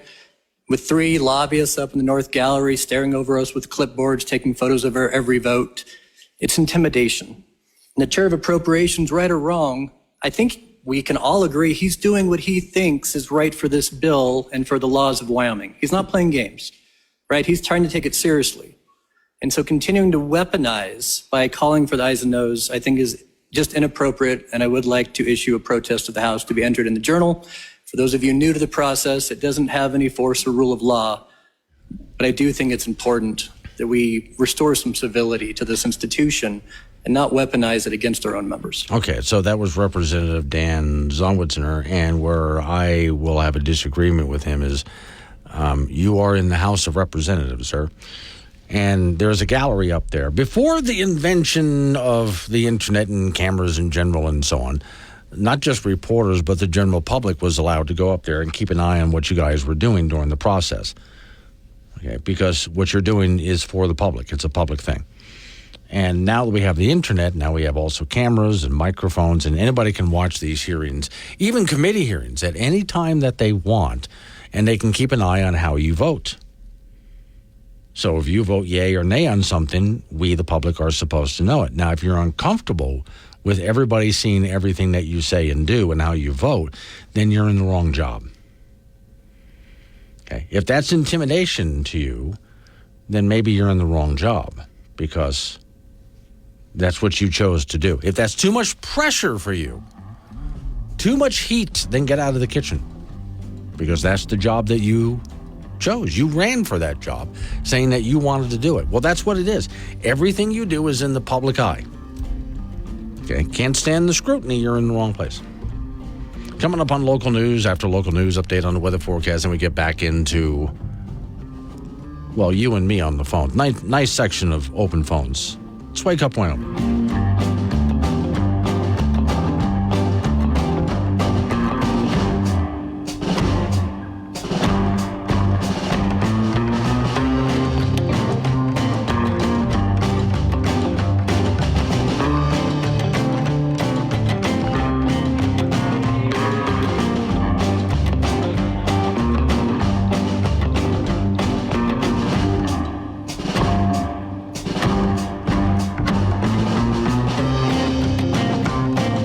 Now, Glenn Woods fits in your pocket with the Wake Up Wyoming mobile app.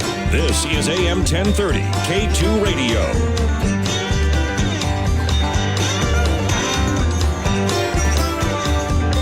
9:36 the time. It's Wake Up Wyoming. Back to the phones that go. Ace is in Casper. Morning, Ace. Hey, morning, Glenn. This is a little long-winded, but I'll try to keep it short. Okay. Anyone getting taxpayer money, whether that be a politician, grants, whatever, I feel that these people all need to take a drug test if they're using public money. Yeah. Number 2, I worked for a public utilities company as a contractor one time. We got done 2 weeks ahead of time, and the contract or the the utilities company freaked out that we got done 2 weeks early. And I thought, well, isn't this a good thing? We're done 2 weeks early. Yeah. And they're like, no, we have to overspend our budget every year or we can't ask for more money. Right. So, Glenn, they told us to leave town by 7 in the morning, don't come back until 5, so I got 2 weeks off paid to go fishing. Okay. That's typical government for you. All right. Well, let me ask you, since you're a contractor, let me ask you this. Let's say, okay, I own a private piece of land, and I have events on that private piece of land from time to time. And I want to build a small restroom facility for men and women, just a little, a permanent outhouse, if you will. How much do you think you would bid on that? Depends on what it is, concrete floor, maybe block walls. Okay. A couple bathrooms, water, it would be well under 100,000. Okay. Yeah. And one more point, government money. So when you see a tractor out mowing the road ditch, it's probably costing at least $10,000 a mile to mow that. Because in order to mow that ditch, you have to buy a piece of property, you put a building up, you buy the tractor, you put the tractor in the building, you hire a bookkeeper, you buy fuel for it, then you hire a mechanic, then you hire somebody to drive it, and then you insure everything, you pay the utilities, the maintenance. Wouldn't this be so much easier just to go to the Dewdrop Ranch and say, hey, we want you guys to put a bid in to mow 20 miles of road ditch since you already have the tractors and this is what you do? Yeah. Wouldn't that make more sense? It would actually, and I'm forgetting the name of the city, but north of Atlanta, Georgia, there was a place that wanted to become a city. It was just part of the county. They finally were able to do it, but it happened so suddenly that they weren't ready for it. So they decided, they opened up a city council in a part of a plaza, a shopping plaza, and they didn't build a whole city hall. Just a couple of office spaces. That was it. That was City Hall. And they made decisions like this by outsourcing pretty much everything. Garbage. And we're talking a area that has a bigger population in Wyoming that had just become incorporated, right? So this is not a small town. And garbage collection was privatized, taking care of the parks, mowing the lawn, stuff like that. Privatized. Every city function that you can think of, except for an actual police department, it was privatized. And fire department, too. That was owned by the city. Everything else was privatized. And they saved so much time and money doing it.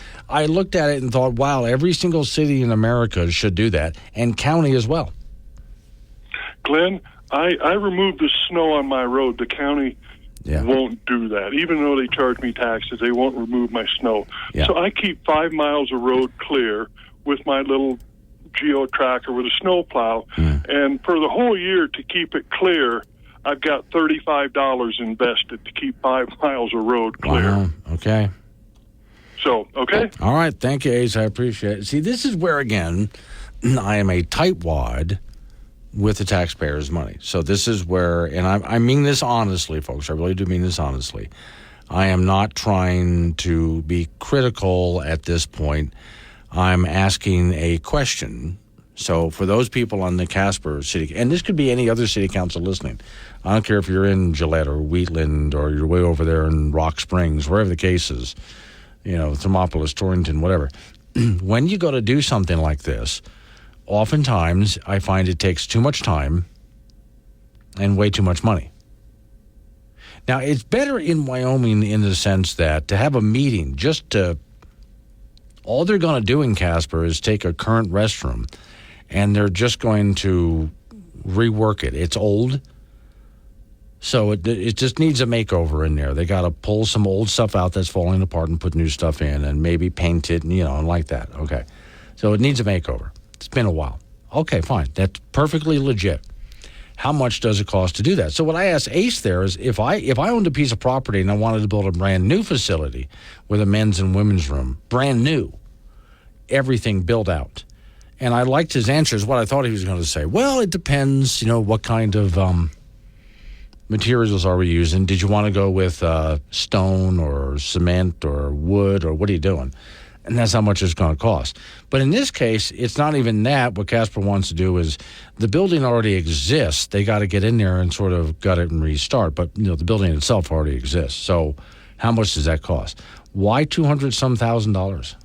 Why was one of the bids over $300,000? I look at that and I think it can't possibly cost that much. So those are my questions. I would just like somebody, even if they're from the city, just to let me know why it costs that much. Because I scratch my head and think there's no way it should come anywhere near that kind of price. Now, at least here in Wyoming, the towns across Wyoming are not as bad as, again, to pick one, well, New York City, San Francisco, Los Angeles, your federal government, where it takes years and years just to decide the thing, and then it's going to cost outrageous millions of dollars plus cost overruns to do the same thing. It's Wake Up Wyoming. Local and mobile across Wyoming and beyond with the Wake Up Wyoming mobile app. This is AM 1030 K2 Radio.